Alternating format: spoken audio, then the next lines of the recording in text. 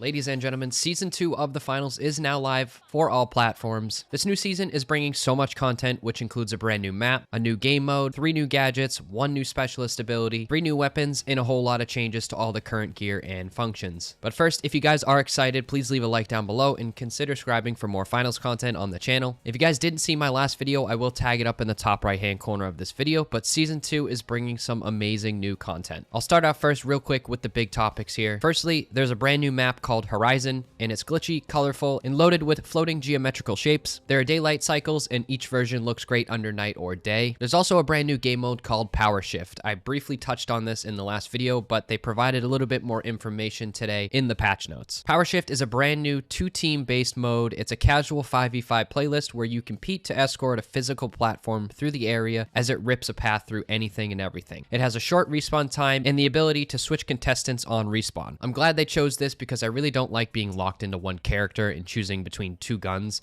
so this is great, and I can't wait to play more of this game mode. Of course, the biggest addition in terms of content are the 3 new weapons that are joining the arsenal. This includes the FAMAS, which is a burst rifle AR that is going to be specifically for the medium build. It retains most of its damage at longer ranges. The burst is a bit slow, but it does hit like a truck. The N93R, otherwise known as the replicas from MW2, have made their way into the finals. If you guys have played Modern Warfare 2, the old one, the OG, 2009, you'll remember the replicas and how good they are. They're basically the same, very similar. This is a burst rifle pistol and is the newest addition that will be added to the light loadout. The weapon is extremely good and deals great damage while having a fast burst, as well as a good reload speed. And lastly, the KS-23 pump action slug round shotgun. This shotgun will be joining the heavy loadout and requires good precision and handling to be effective. The shotgun also hits like a truck, but you need to be accurate again because once again, it's a slug round. The next category of new content is the gadgets and the specialization ability. Firstly, the dematerializer. This gadget is a new specialist weapon for the medium class.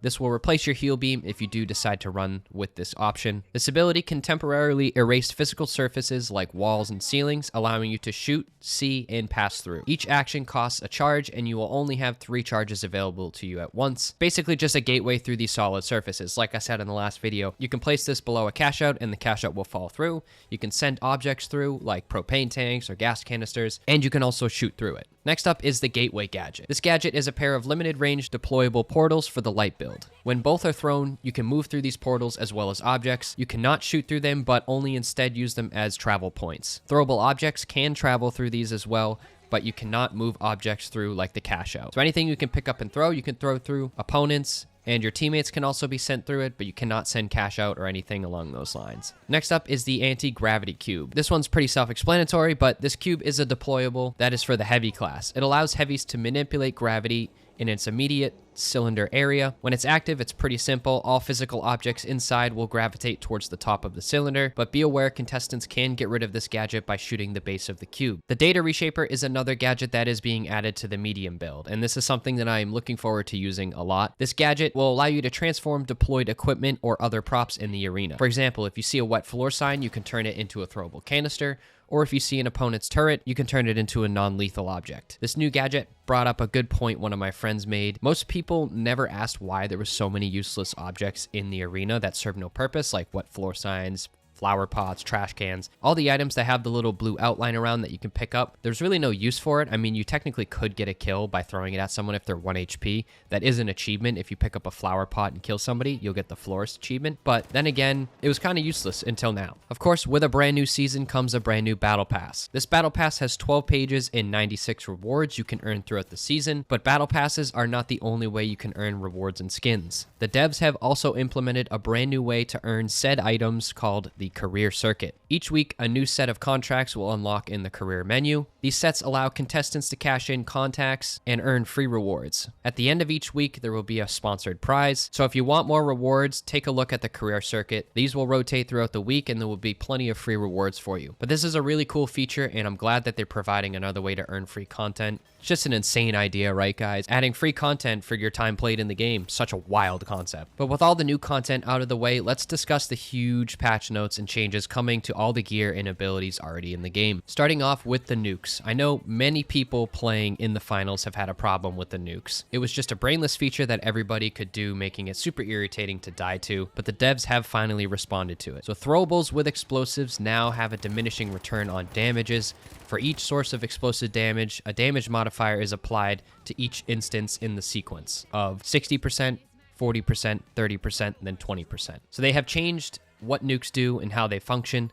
The damage drop-off is as applied. It'll go from 60% to 20% the farther away it gets. But they've also made a change to gas canisters as well. So gas canisters now immediately start steering off their directed trajectory. They call this wobble when they have attachments applied like C4 or mines. So they won't go straight. They can move around a little bit so they're not as accurate. But when picking up throwable objects with explosive gadgets attached, like nukes or attaching them to smokes or any other thing you can attach a physical gadget to, like the mines or the C4s or the breach charges, these explosives will become unarmed once they're on the object. When the player lets go of the carried objects, a rearming timer for the explosive starts. So now you can't just throw the C4 on the explosive barrel and toss it right away. It's going to trigger a timer and take time for the explosive to actually go off. The explosions from C4, breaching charges, and all mines that detonate while unprimed now deal 20% of their original damage. They have nerfed the damage a little bit while they're unprimed. They've also decreased the health value of propane gas tanks from 250 to 120. These next few changes are related to the toxic gas feature.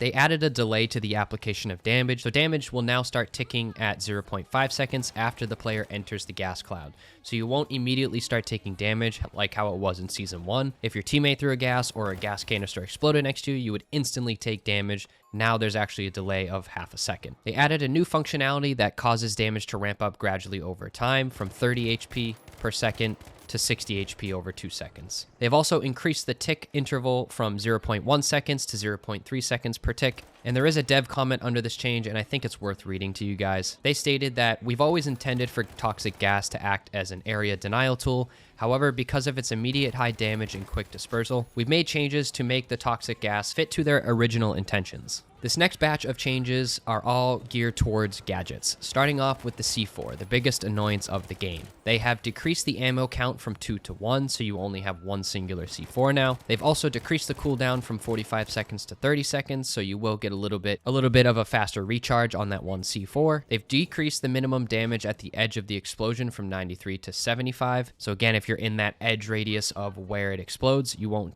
take all the full 93 damage. You'll instead take 75 now. But this is what I love to see, so great job, devs. Now the defibrillator. This is something that a lot of people have had problems with, especially with the 3 medium builds. But they added functionality that causes revive players to gradually rematerialize into the level over a period of 3 seconds before fully loading back into the arena. So think of this as like a water bottle filling up from the bottom to the top. You'll see it actively fill up to the top. Once it hits the top, then they're ready to go.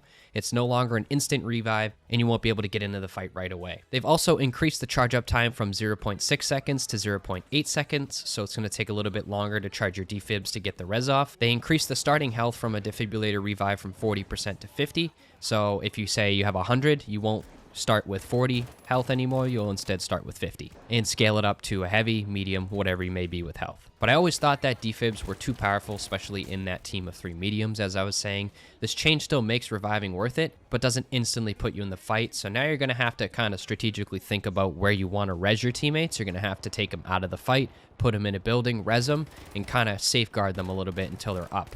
But I think this is a perfect change for the defibs. I wasn't sure what they were going to do, and I didn't want them to make it completely useless, but this seems like a perfect fit for what they should be. So I'm very excited for that. This next change is to the dome shield. So they decreased the maximum duration from 20 seconds to 12 seconds. So they cut that down a little bit, almost in half. They took 8 seconds off of it, so that's good to see. I think the dome shield and the Reinhardt shield on heavy is just way too potent, and I'm glad to see them taking action against these. The jump pad also got a change, and they increased the cooldown from 25 seconds to 30 seconds, so they just added another 5 seconds on there. Motion sensor. They moved the motion sensor from light to heavy, so the heavies now have that instead of the light archetype. The RPG has received several changes here as well. They fixed an issue that made dispersion almost identical regardless of what state the player was in. They increased the projectile dispersion in all non-aiming states, and they also reduced the projectile dispersion when aiming down sight, so it's a little more accurate when you're actually aiming. They increased the zoom in time from 0.2 seconds to 0.4 seconds. They increased the equip time from 0.45 seconds to 0.5 seconds, and they also increased unequipped time from 0.35 seconds to 0.4 seconds. So the RPGs will be a little bit more accurate when aiming down and a little bit more inaccurate when on ADS, so it's not going to be just a hip fire laser. I'm glad they're making changes to the RPG as well. That has been a nuisance for heavies. Heavies just have ruled this game ever since launch, so I'm glad to see them taking the right changes here. Sonar grenades have been moved from the medium archetype to the light. Tracking dart has also moved from the medium archetype to the light, and they decreased dispersion in most movement states by 50%. And they also increased accuracy by decreasing dart dispersion while aiming down sights from 30% to 10%. And they added some force feedback for controllers with sonar grenades, with tracking darts, excuse me. The vanishing bomb has got some changes as well. So they increased the grace period on teammates from 0.75 seconds to 1.25 seconds. They also increased total cloak duration on teammates from 6 seconds to 7.5 seconds, so you'll stay cloaked a little bit longer. And they increased the total cloak duration on the user from 5 seconds to 6 seconds. So they bumped lights going from 5 seconds to 6 seconds, and your teammates get 1.5 more seconds than you, which is pretty cool. This next section of changes is for specialization. Recon senses have been completely removed from the game. Now, I agree with this. I think they had no means of being in this game in the way that they are. They were just extremely potent, even with the last patch. I think it was in 1.7.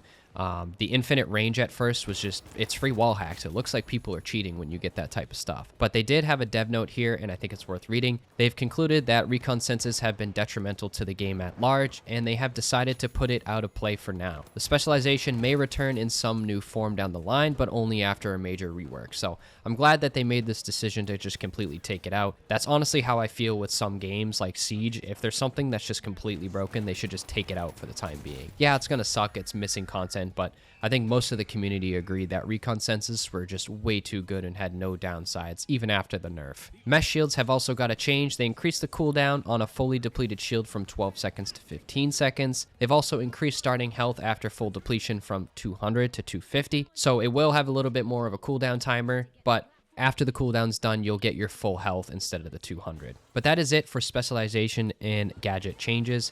Now let's talk about the weapon changes. Starting off with the AKM for the medium class. They decreased the damage fall off minimum range from 35 meters to 30 meters. They also decreased damage fall off max range from 40 meters to 37.5 meters. And they decreased damage fall off modifier at max range from 67% to 55%. The FCAR also got a change as well. They decreased the damage fall off modifier at max range from 65% to 55%. The Lewis gun got an updated weapon recoil pattern to be slightly less accurate over time during sustained firing, so it'll be a little bit less accurate while you're holding the trigger. The M11 submachine gun got an increased accuracy by decreasing bullet dispersion when firing from the hip, so it should be a little bit more accurate when hip firing. The M60 got some big changes as well. They updated the weapon recoil pattern to be slightly more accurate over time during sustained fire. I feel like the M60 was very, very tough to control, especially when you're full firing all those rounds. They also increased accuracy by decreasing bullet dispersion while moving when firing from the hip, and they did the same thing while aiming down sights. They also decreased accuracy slightly by increasing bullet dispersion while standing still when firing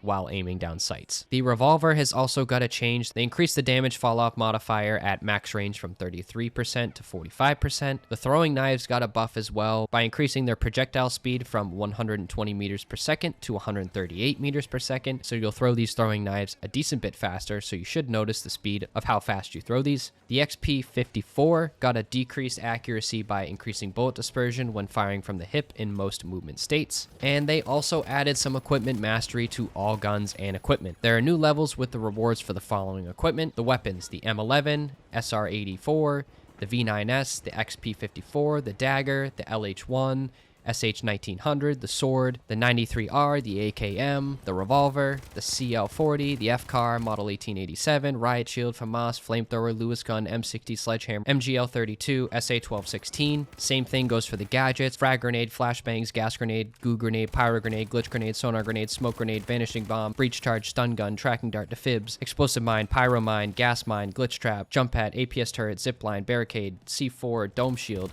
motion sensor, RPG-7, specialization, goo gun, healing beam, and guardian turret. Oh, that was a lot of words. There are also some gameplay changes that were added as well, starting with auto sprint. They have now added an option for auto sprint in the game section in the settings, and they have also added a preview arc for grenades that now show when and where they will detonate in the trajectory, so that's pretty cool. Of course, with new patch notes come a ton of bug fixes and general changes, but I won't sit here and read through all of these changes. I want to be conservative of your time, but if you would like to read all of these changes and fixes, please follow the link down in the description for the finals full patch notes. I will leave it down there in the very first link. With that said, that is going to wrap up this video. I hope you guys did enjoy, and if you felt this video kept you up to date, please let me know down below by dropping a like, as it greatly helps push this video into YouTube's algorithm. And if you're new to the channel, consider subscribing. I'm trying to hit my goal of 5K subscribers, and I'm very excited to get into season 2, but let me know your favorite changes or additions in the finals in the comments. With that said, I will catch you guys in the next video. I hope you have a wonderful rest of your morning, night, or evening. Take care, and I'll catch you guys in the next one. Later. We've got motion. The tough shells are on the offensive. Skyline active.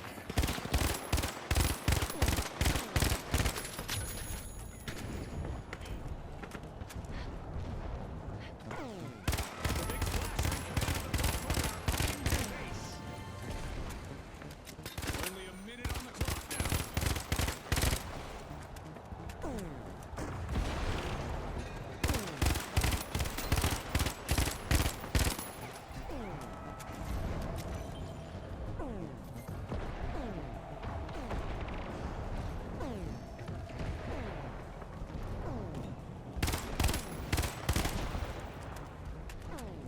Who wants it more? Our contestants have 30 seconds to show the world.